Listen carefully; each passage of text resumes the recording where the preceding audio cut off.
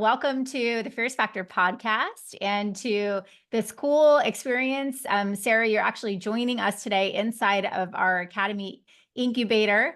And so we have both an interview here that will be airing on the Fierce Factor, but also we have like a panel, like we have a whole gallery of an audience that will be putting questions in the chat as well. So excited to have this interactive conversation with you. So Sarah, welcome. I have been looking forward to having this conversation with you, even since before I knew you. That's probably a little bit creepy, I know, but I followed you on social before we even got to know each other. And you'll have to fill us in on the experience. You went somewhere naked in an ocean, and I just remember you posting about that. And I'm like, I need to know this girl. But first, let's get there. But first, tell the listeners and our audience here about your background and about your business, and then we'll take it from there. Yeah. Well, first, thank you so much. I want to take a moment to just soak up this moment. It's such an honorable thing to be asked to be on a podcast like this. I think similarly, I was on the other side of the fence, creepily watching you on Instagram, and I was like, this gal has something going on that's different. She's a disruptor in the coaching area of aesthetics, different. And so I'm always attracted to that different side of things. So I think it was serendipitous that we eventually crossed paths and tell each other that we had girl crushes on each other. Yes, so I am Sarah Berg. I am a nurse practitioner. I have been in the aesthetic realm for almost 10 years now. Started in the greater Seattle area. And I'll be honest, I never wanted to be in this industry. And it was meant to be that I'm here. I never wanted to be a business owner either. And every single decision in my path, which I'm sure we'll get into today, have led to this, where I now own a medical spa in Western Montana called Bespoke Beauty. I have a staff of about 8 women who are wonderful, and I now have recently stepped away from the bedside as of October 31st and am now the full-time visionary CEO leader of my team, and navigating brand new waters of lots of change and lots of uncertainty. And as we'll probably talk about today too, that's my new gig of how I'm living life. And I actually really have learned to find a lot of enjoyment in that side of things. Well, welcome. Spoken like a true medical provider stepping away from the bedside. So let's start there. Let's talk about like we've been working together for, I don't know, I'm losing track of the months, but let's talk about that transition, because I think a lot of people hear like the idea of pulling myself out of service delivery, right? From somebody who didn't even envision themselves being one in the industry, then building a business and becoming a business owner, and then to embrace and jump like all in head first into, no, not only am I going to run this business, but I'm going to pull myself out of my craft essentially to lead and grow this business as a CEO. So talk to us a little bit about why did you come work with Kaeli? Was this part of the process? Was this part of the plan, or did this happen after? This kind of happened after. So I attended Alt in May, and that was kind of where I was like, I'm going to go really see what this is about. I'm going to feel out the vibe, really see if essentially Kaeli is who she says she is, and feeling I'm all about vibes. So I knew immediately the vibe that you were one of those women I wanted to partner with. And really it was during Alt that I had this huge shift that was like, Sarah, it's time. It's time to make a big change. And it's that looks like you being a leader and being a CEO. And it's kind of interesting because subconsciously, and I think you and I talked about this at the retreat, because you're like, wow, you're like going cold turkey. And I was like, well, no, I've actually, without even planning it really well, I have been phasing out of seeing patients for years. I opened my business almost 5 years ago, and I was the only one seeing patients for a while. Then we expanded, and I was working 5 days a week. Then I went to grad school, started going to 4 days a week, 3 days a week. In the last 2 years, I've been working 2 days a week. And so I really have naturally phased myself out. And I did a lot of self-reflection at Alt and before then. And I think really in my heart, that was my heart's desire kind of unfolding itself of like, you have a bigger calling. than just seeing patients. Yeah, it makes me emotional. It's like you have a bigger calling than just seeing patients, and it's to build women, and it's to build a career that, or a space for women to build a career, and it's to build a legacy. And so with that, you really, when you have a deep calling like that and you say yes to it, and I'm a quick decision maker. I make decisions fast. I act on them quickly. It really drives me nuts when people go slower, and that's fine. But I've always been one, especially in my business, I pivot quickly and I'm like, let's go. Like, we can't drag this out. And so that was a very quick pivot decision that I was like, I literally came back from Alt and told my husband, I was like, I'm going to step away from seeing patients. And he was like, oh, okay. So, Wait, and he said, right, he was like, and do what? yeah, he was like, and what are you going to do with all those hours in the week? And so I said, I don't care. I'll fill them. I'll figure out what to do. And I think all of this has led up to where I am, in the sense of I've really been on a big self-development journey my whole life, but a lot of the concentrated self-development has happened by owning a business, because your business is one of the biggest self-development journeys you will ever go on in your life. And this is just kind of another peak um, of going in a different direction and finding a new part of me and my Mhm. purpose. How how has that been? How are you feeling about this decision and Yeah. acting upon that higher calling? Because I agree. I think we all have a calling, right? And but what we tend to do is we say save it for later, Mhm. right? Oh, when I do this, then. But first, I have to do, and almost setting out on a path, and especially somebody in, I mean, you went and got a doctorate degree. Like, it wasn't like, yeah, and maybe I'll do that. Like, there was a very intentional path that you were on to make that pivot, to hear your calling, to access that, to honor it, to embrace it, and then go on this journey. Like, what is that like? Yeah, I mean, again, the big piece that has, I mean, so to answer that first, it's very uncertain and it's very uncomfortable. I'll be the first to tell you that. You and I have had lots of conversations about the ups and downs that go with it, and it's stepping really deeply into the unknown. And again, I'll pull in the self-development piece, that everything that I've done up to this point has built me to where I was able to handle and hold all of this. And the big piece of it is a lot of self-trust. The other big piece of it is an open mind and an open heart, that literally anything can happen. And always knowing that I've always been one that's not a false positivity person, but I always think that everything happens the way it's supposed to happen. And Yeah. I keep my mind open to that, and I keep my heart open to that. No different than, I think that was why I was so easily able to step away from the bedside. Easy is not the best word to describe it, but I was able to make that quick transition because I trust myself. And I Mhm. was like, I don't know what the first thing about being a great CEO is, but I can learn it and I can be open to it and I can go through the discomfort of basically starting over.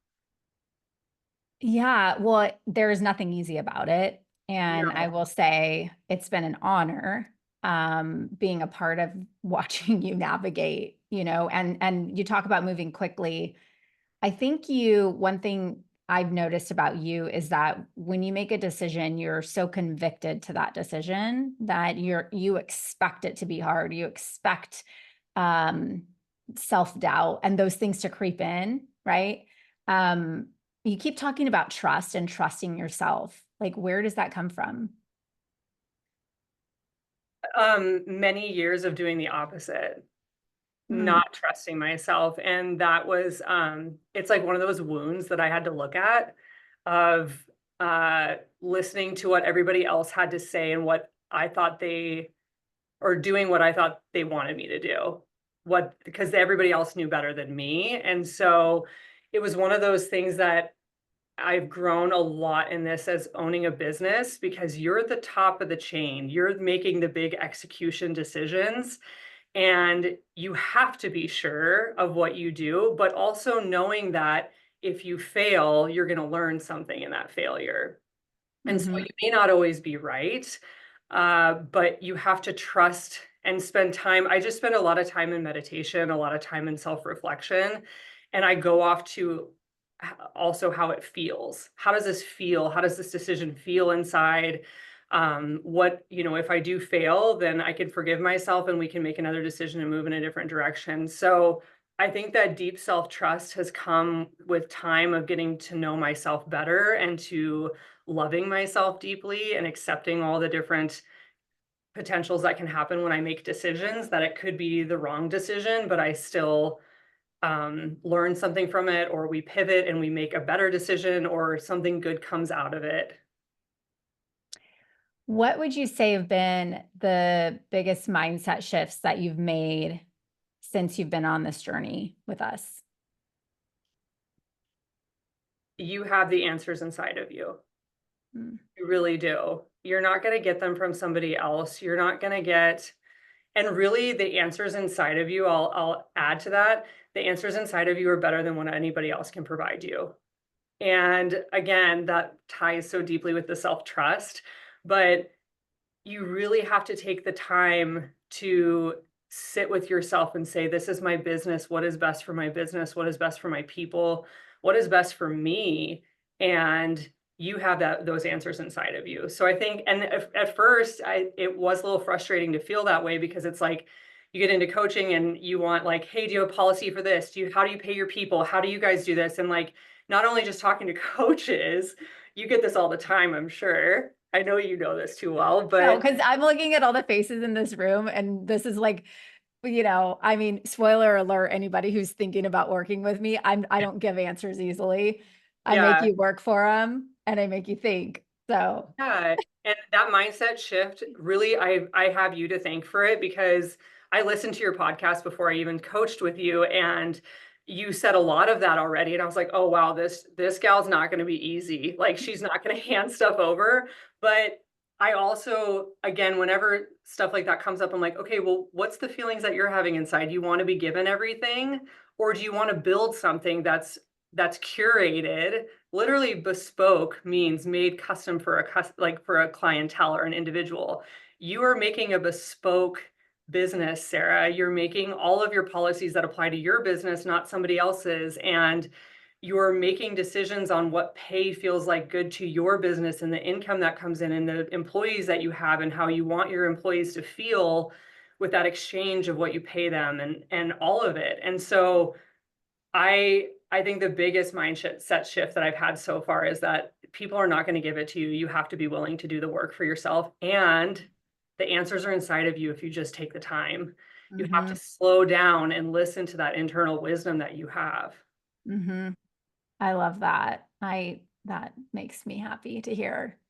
When you talk about your higher calling and that you felt pulled to empower women, and I see, as I'm hearing you talk and we're having this conversation, and I watch how you move, how you're such an inspiration because you're a role model of what's possible. And I think a lot of women can look at that confidence and that trust and the things that you've developed in yourself to be able to go make those scary decisions and then just be convicted to pursuing them. When you had that download at all and you were like, it's time and I'm going to say yes and answer this calling of mine, what is that? Like, how is that manifesting for you as you're stepping out away from the bedside, I'll call it, in your language? What is that? Like, what does that mean for you? Um, for me, the meaning is that there's a deeper level of fulfillment that's out there for me. And I'll be honest, I don't know what it looks like. There's a Mm, lot of, I feel like every single day, the next step or the next stepping stone in my journey is being presented to me. And in a way, being a previously type A human being and now being a little more flexible with how things go, that's exciting. There are days that it does suck too, where I'm like, I don't really know what my true, like, what is this purpose can unfold? Like, what am I going to create? And that's scary. But then I have to shift my mindset that everything's working out, and essentially it's revealing itself to me as I go. And mm, I know deep down, though, what that means to me is I'm going to leave a deep impact and a deep legacy.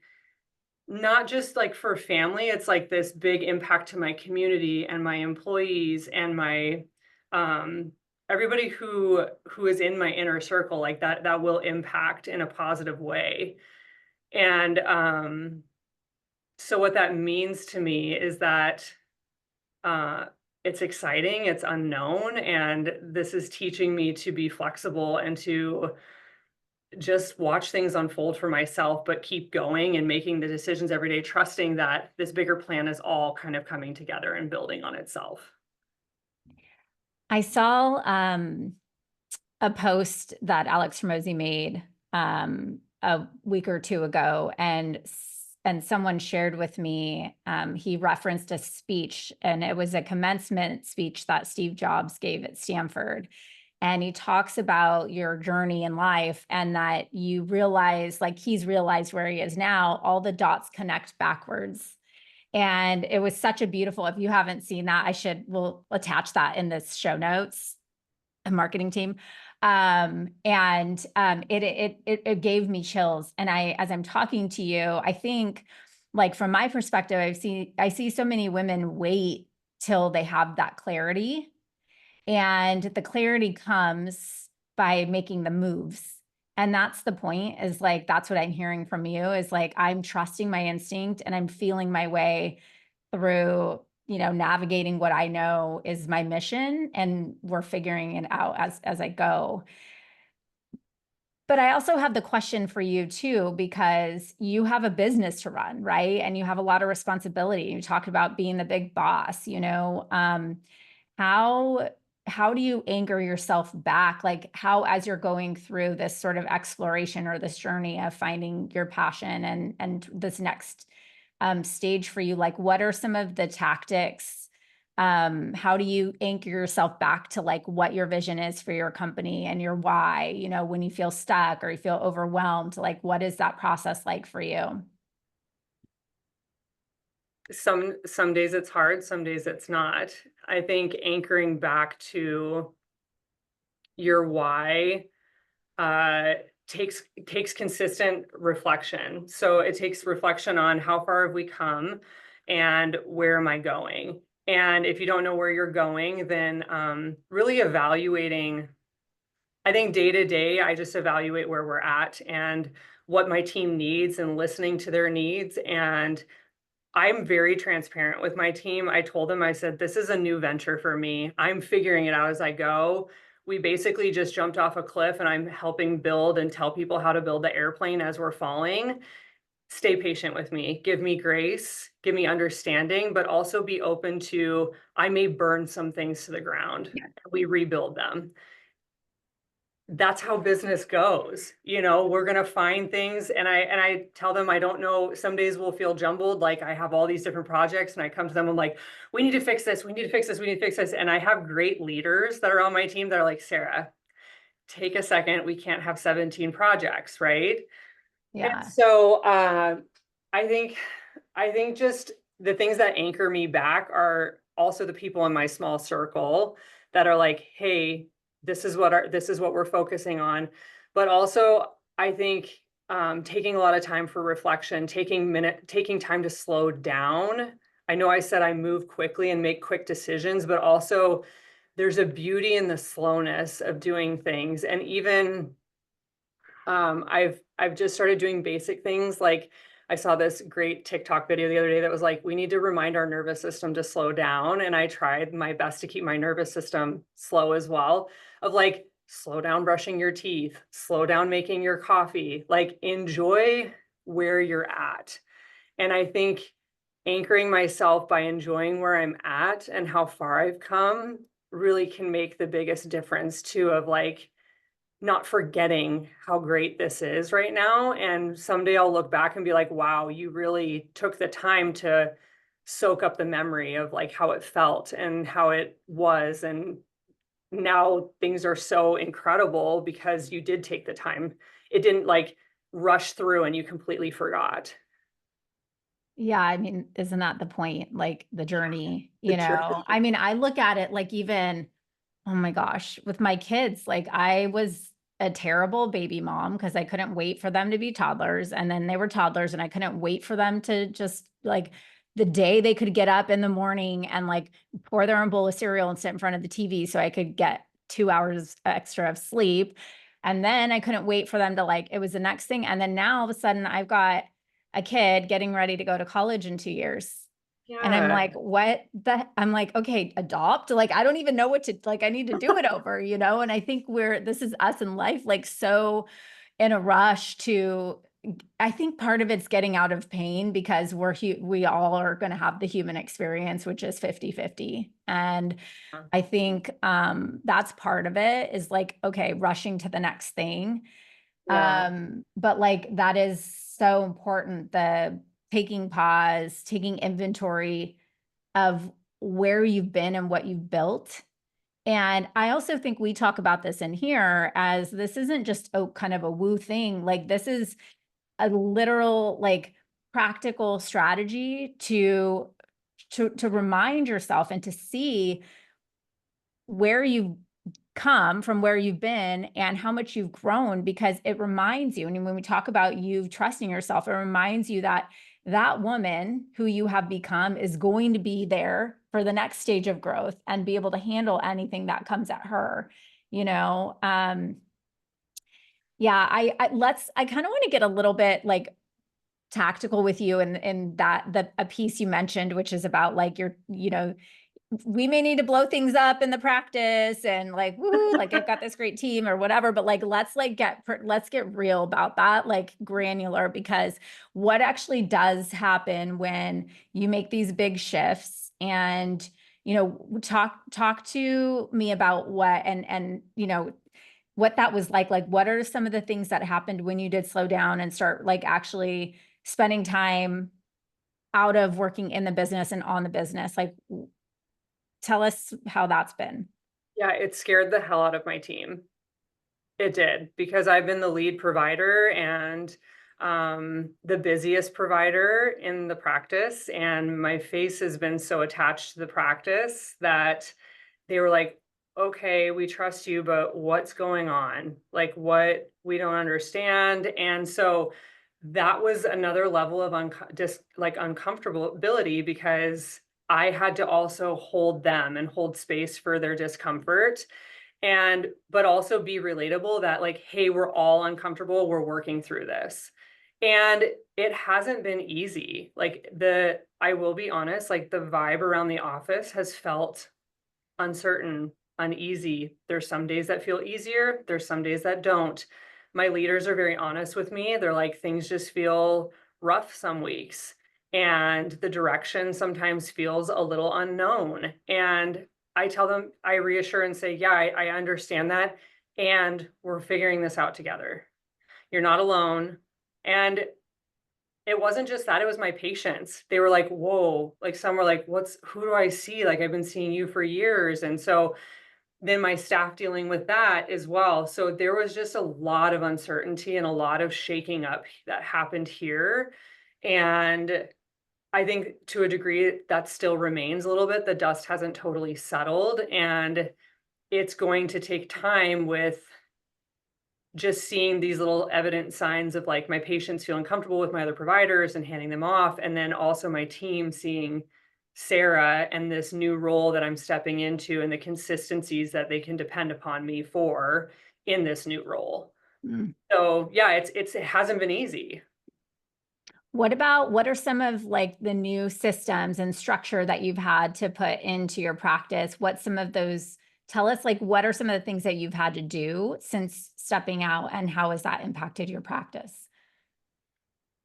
Yeah, so I would say some of the new systems that we're reevaluating is getting way more detailed than I was before when I was being a provider and the owner. I really, to in full transparency, didn't have a lot of KRAs for every single role, and I didn't have metrics for every single role or department. And really looking now, I'm zooming in on a lot of those more detailed oriented things that were the building blocks that are supposed to scale your business, right?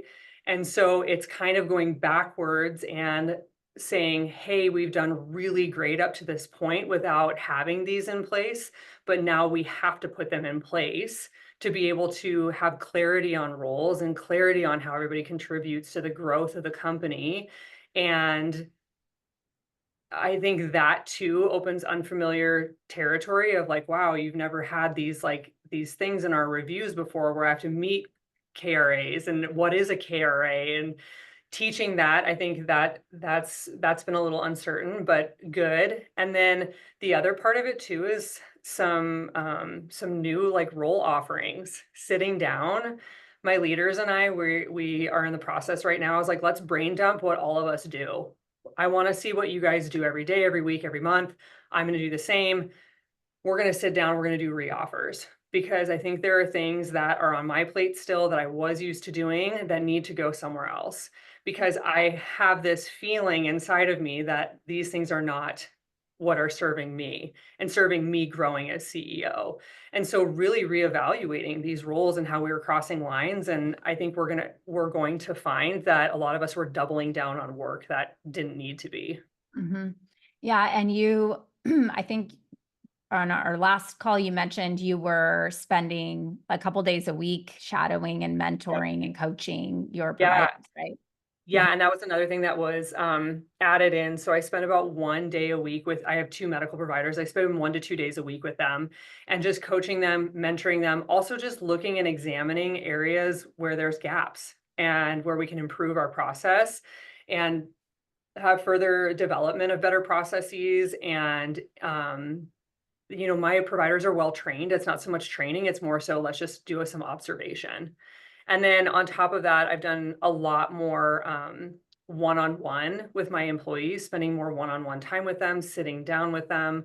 And so that's stuff that I didn't have the opportunity to do before, which I really enjoy. And I think that's truly what our teams want of us as CEOs. They want that one-on-one time. They want to feel valued. They want to feel connected.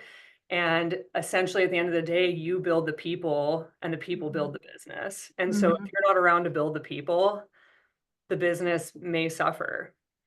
Well, and I think sometimes we're like, I'm busy, let's throw money at that It problem. was me for many years. You That was know, for and many when years. when like your team member just like wants you, like they just want to be seen. They want to know you care about what they're doing. They want to feel appreciated. Like they want to go to coffee, you Yeah, know? they do. They do. They truly do. They want that time with you. And it could be even the most simplistic ways. Like some of my coaching days with my nurses, we have busted out like 3 weeks of social media stuff just by brainstorming together and me offering my input on like this is some ideas on how I built my social media years ago. And they're like, oh, okay. And giving them those tools. And then they just start building off of that. And it's incredible that you spend 3-4 hours with them one-on-one FaceTime, but it can create a ripple effect that impacts how they change their career and then also builds your business. Yeah. Okay, so let's sort of shift gears to you as an entrepreneur and somebody who started building this business. I can imagine knowing now what you know, if you'd have known then what are some of the common misconceptions about starting and growing a thriving business in the medical aesthetic space? Um, One I say all the time to business owners, all the time. Owning a business doesn't get easier. You just get better at handling the challenges, and the hard times are actually what reveal you. And so you'll just get better over time at just staying level. Like there's a lot of swings up, a lot of swings down. You just get better at staying here. And Mhm. I always recommend you stay here. Don't allow your emotions to run your business. Mhm. Yeah, it's there's a quote. I feel like I always talk about my husband's quote board. He changes it like once every couple of weeks and I pull into the garage and I'm like, "Oh, it's a new quote." And it says now um respond, don't react. Mm. And I was like, "Ugh," I've been thinking I shouldn't even I feel like if he listens to this he's going to know that I actually pay attention to that. Um I've been thinking about that. I'm like, the situation happened. Am I responding to this or am I reacting? You know, and it's like, who's leading who? Like, am I, you know, the tail wagging the dog or whatever? And I think Yeah, that's sort of, you know, on par with what you're saying is yeah, just, you know, the challenges will come, and then how can you embrace that and then strategically build a decision on how to handle that, you know, for the future. yeah, So you mentioned the conversation with your husband after all that you were gonna stop seeing yeah, patients, yeah. and we joked when he said, well, what are you gonna do? Um, how has, you know, clearly, like, we don't build a business in a vacuum, right? It is, it is, these are our babies, like for most of us here in this room, like this is everything. It's like our own little child. And we invest so much, not only actual time, but emotional energy and mental energy and focus on it and think about it at night and sometimes don't sleep because of it. What has building your business meant for you personally, and how has that impacted your family? Hmm. Well, just to clear up, I have the actually most supportive husband in the entire world. Not to say that he like was with that comment, but just not understanding. And uh building a business for me personally, like we've been talking about this whole time, it has built me personally to a level I don't know that I don't think that I ever would have reached. And it's exciting to see that I'll continue to grow. It's built a huge or a very impactful and very close relationship with myself. And that is something that is so invaluable in life, is to have such a strong relationship with yourself. Mhm. But not only that, I'm making decisions now that I know in the core of myself are going to give me the freedom that I want for the future family that I want. And also to be able to show my future children that you literally can do whatever you set your mind to. And that sounds really cliche and cheesy, but it is. And that you can go through life with uncertainty and uncertainty and uncertainty and still go down the right path of life for yourself. Yeah, I mean, cliches are cliches for a reason. I don't think so. I think there's a lot of women who have mom guilt. I know Yeah, I did when I didn't own a business when my babies were little, you know. I yeah, mean, they were 8 and whatever, but like 2 and like that age, oh my gosh, I can't imagine.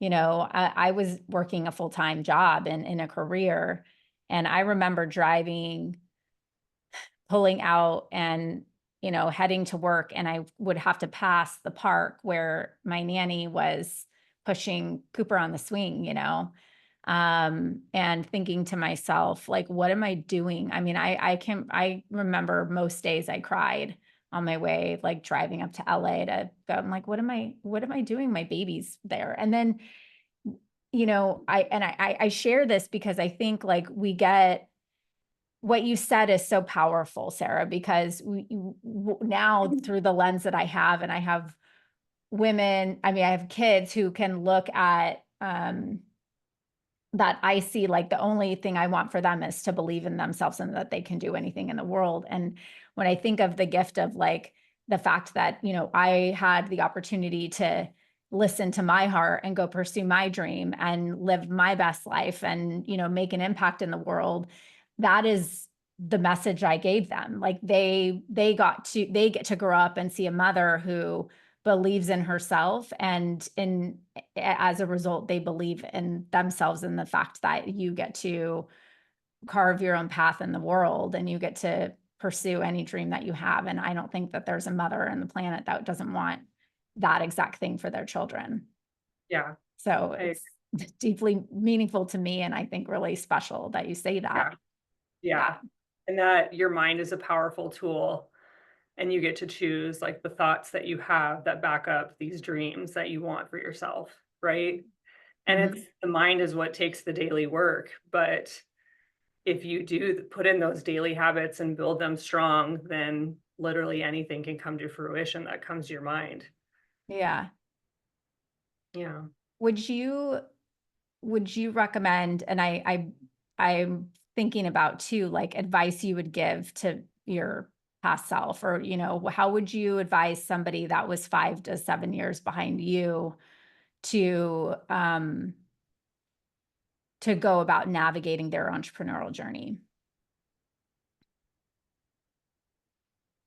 There's a lot of things I would say, but We're all ears. yeah, I mean, number one, get really comfortable with failing and get really comfortable when you fail, forgive yourself, give yourself the grace to learn the lessons, or else you'll repeat the failures and move forward. Um, give yourself time to build a really strong business. I think people severely underestimate how much time it takes. I know you put in a lot of time, a lot of hours and efforts, and I mean, I still am 5 years in, you still are, I'm sure, Mm. years into your business. You just get better at working smarter, not harder, but just know that success doesn't happen overnight and it doesn't happen in a couple of years. Sometimes it takes 10 years, 15 years to really build a solid business. Don't give up on yourself in that. You have a Mhm. couple of bad years in a row, don't give up on yourself. Um, I would also say it always goes back to you. Your business will grow to the extent that you grow yourself. And if you're not willing to grow yourself, you're not willing to question your patterns of thinking, the environment you grew up in, the way that you question or see things, or not get curious around potential things that trigger or wound you, then it will be really challenging to get past that. And that will show up in your business. The areas that you have triggers and wounds in your personal life, those triggers and wounds will happen in your personal or in your business. They're a mirror of each other. Mhm. Yeah. Well, it's funny because the process of building a team for me, Yeah. like, I mean, let's be real, like, I came out of corporate America, like, I led, and man, I mean, I was, sales director, and I had this my big team, and look at me, I'm such a leader and captain of my soccer team and all the things, and I'm like, "I know I can do it."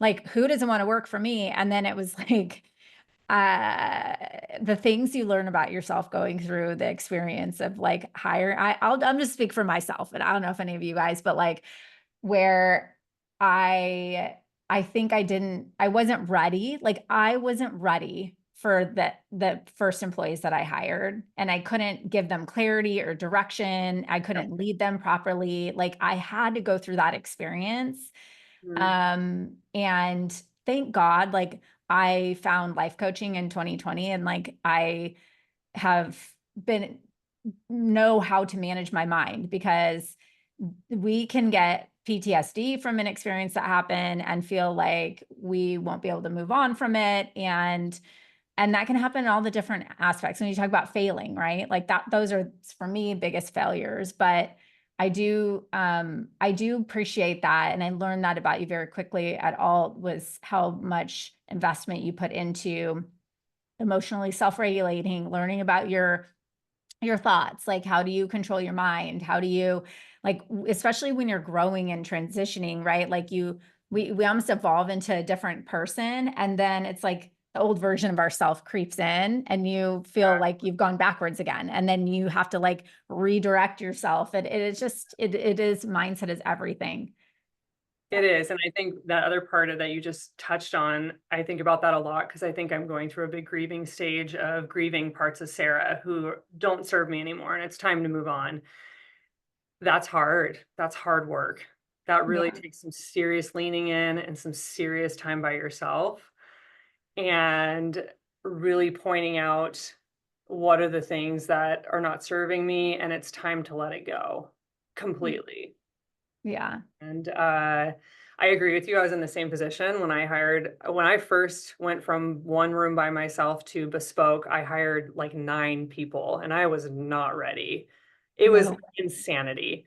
And I was not ready for that growth. I was not ready for that team. I had no direction. I was surviving, and rightfully so, the biggest blessing that's ever happened in my business, almost all of them left within 2 years. They all exited within a month of each other, and it was the biggest blessing of my entire business, is all of them leaving. So hard. A So mentor of hard. mine said, you're going to go through 3 or 5 before you get the one. And I'm like, not me.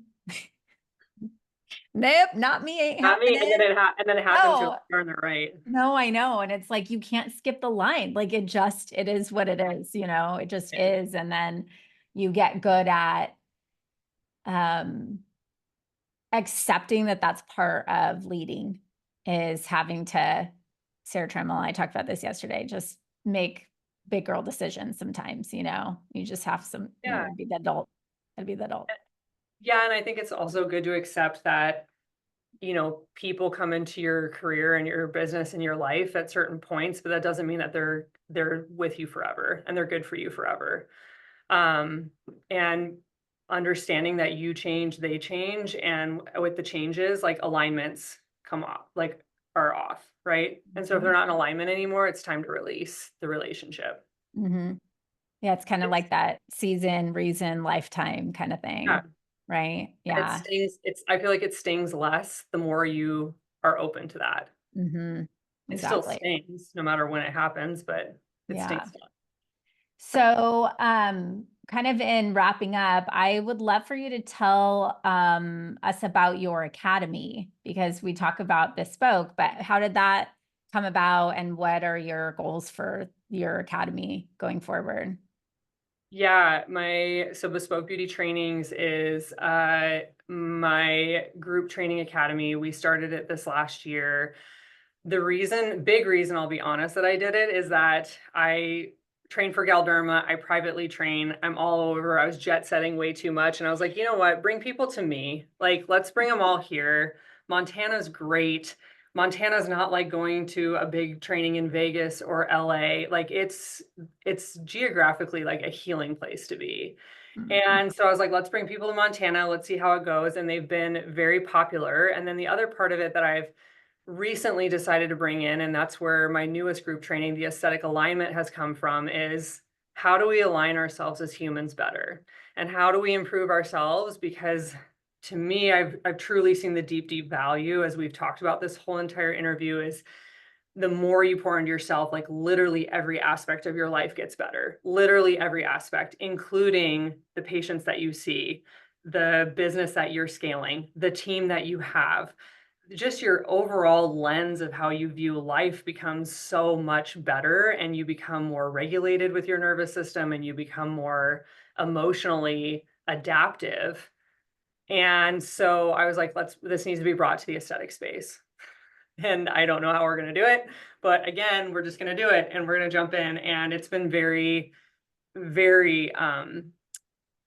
just incredible. It's blown my expectations out of the water. We had our first aesthetic alignment back in September, and the feedback we got was just incredible. It was this small group of 25 people, and the energy of the room was just, it felt vulnerable and it felt safe, and people felt supported, and they could ask the questions that they haven't been able to ask in trainings before, and people actually just felt cared for. It wasn't these big names that go up on a stage, talk, and then they're out of here. It was like you get to have dinner with the faculty, you get to know them, you get to do one-on-one time with them, training and all the things. And so it just has turned into this new mission of bringing this incredible feeling to the aesthetic training space, and caring for the providers when they come in, having it be a place where we're here to care for you too, body, mind, spirit, and wanting you to leave in an expansive state that will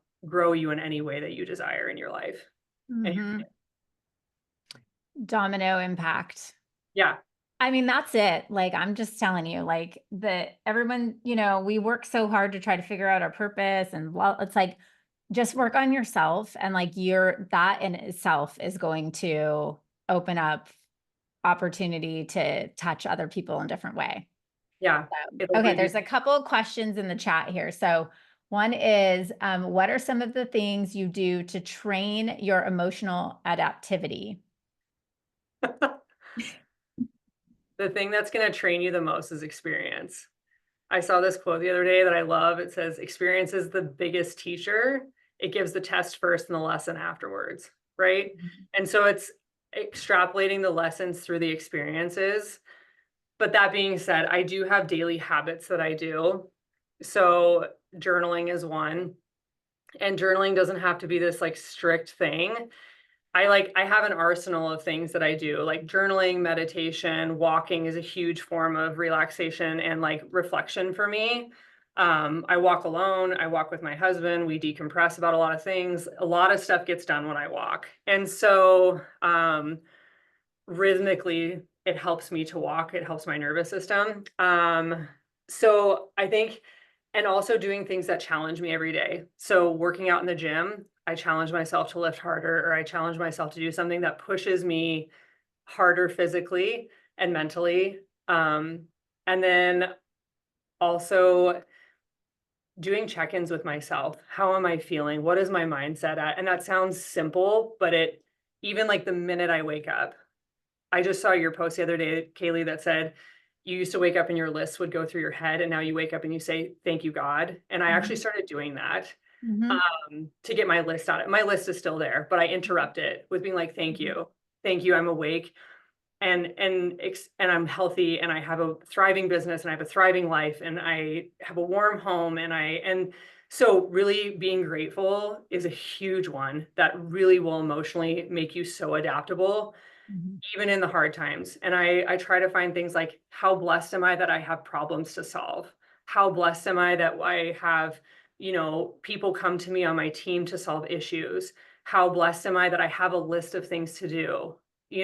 All of that. If you can switch it, like it on and it's hard. There's days that I'm like, tears are streaming down my face. I'm really mad. And I'm like, how blessed am I that I have it, and you have to just, again, it's that action. You have to keep going through. You can't stop it. And there's that you just do it fighting mad, and that's okay. Yes. And like, okay, great. This is being a woman. The woman being a female is the full spectrum.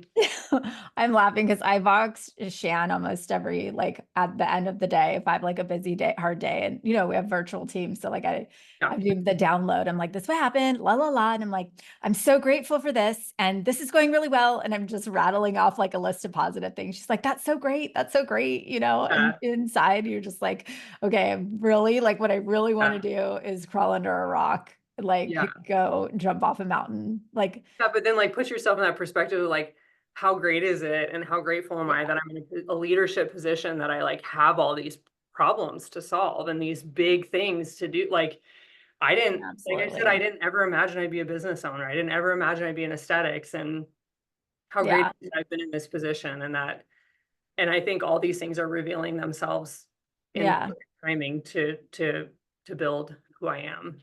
Well, and I always say to you guys, like, my favorite reframe is 80 years old in your rocking chair on the porch, like the people that you were able to impact because you built this beautiful business. Like it's like endless. Like think of it. It's just it's incredible. It really is. So we're glad and thankful, and and you've touched so many of us here, in this academy and in this room as well. So, okay. And then the last question, thank you for helping me close the loop, by the way. The naked in the ocean story. Sorry. Here you go. I had, we This needed to links know from the about this. retreat. I Yeah. shared you guys the last retreat I went on when we went on the KLC retreat. So okay, well, not everybody in the whole wide world on this podcast has been able to hear the story. So, by the way, I want to mention too, I learned recently about you to the doing hard things and you're working out. You need to post this on your social that you're a former bikini competitor. oh yes. Yeah, that was really challenging. Yeah.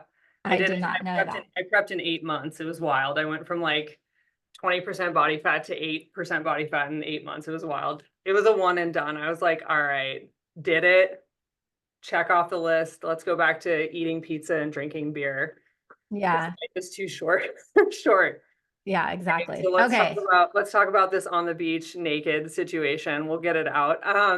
So actually I was thinking about this as we were interviewing, and when you brought that up, another thing that has built my trust is I have said yes to some really wild things in my life. Wild meaning, for example, I graduated from college. I got my RN license, or my RN degree, got my license, and then I told my parents, I was like, I'm going to Africa. See you later. And they were like, what? And I was like, I'm going to go do medical mission work. Like, that's what I want to do. So I moved to Tanzania and I lived there for a few months, and I did medical mission work, and then I got to do some research. That was my first nursing job. But I've made these choices. Like, again, I make decisions fast, and I always have, but I make them quick, and I'm like, I'll see what, like, there's something good on the other end. And it changed my life. Going to Africa and that being my first nursing job. And I was in churches, sitting on dirt floors, taking blood pressures and, blood glucoses, all of that. It was wild. So again, this is where it ties into this naked on a beach in Greece, because I had a life coach in 2020, 2021, and she does this women's wellness retreat, and it's in Crete, Greece, and it's women from all over the world are welcome to come.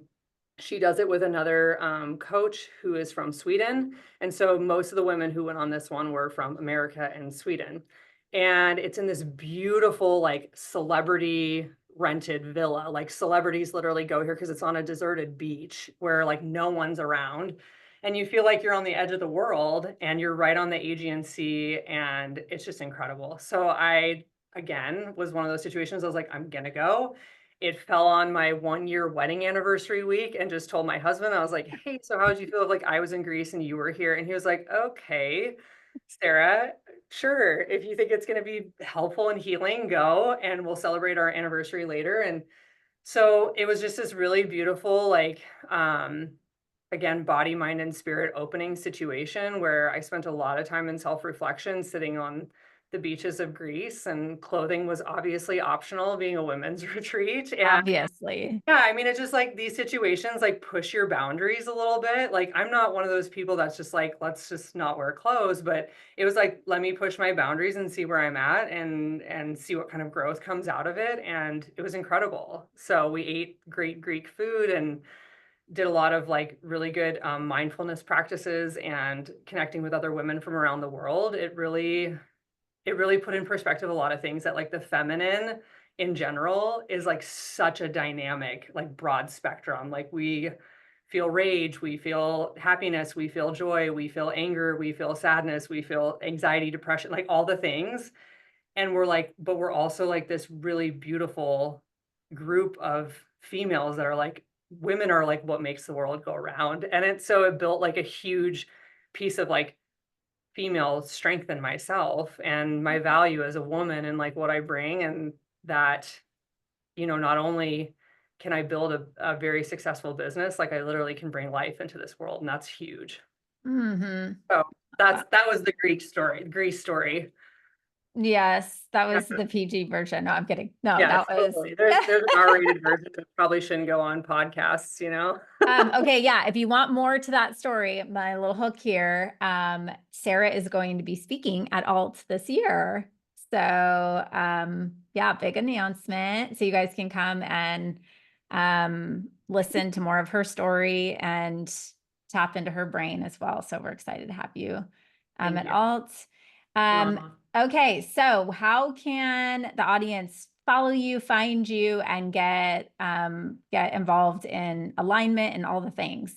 Yeah, so you can follow me on Instagram. It's my first and last name, Sarah with an H, Berg, DNP. We also have Bespoke Beauty trainings with an S. That will have all the content on our training, on where the aesthetic alignment is going to be. Our next one is in March in Seattle, so we're taking it on the road. I'm excited for that. And then Seattle's my OG home, where I started injecting, so it'll be great. I have a big piece of my heart left in that city, so it'll be great. You can follow my business, Bespoke Beauty, on Instagram as well. And anybody who's in the academy can get a hold of me too. Right here, I'll be at the meetings. Awesome. Sarah, this has been such an incredible conversation. Thank you so much for your authenticity and just introspection into what goes on that brain of yours. And it's been such a fun journey watching you grow, and I can't wait to see what's to come. Thank you. I appreciate it.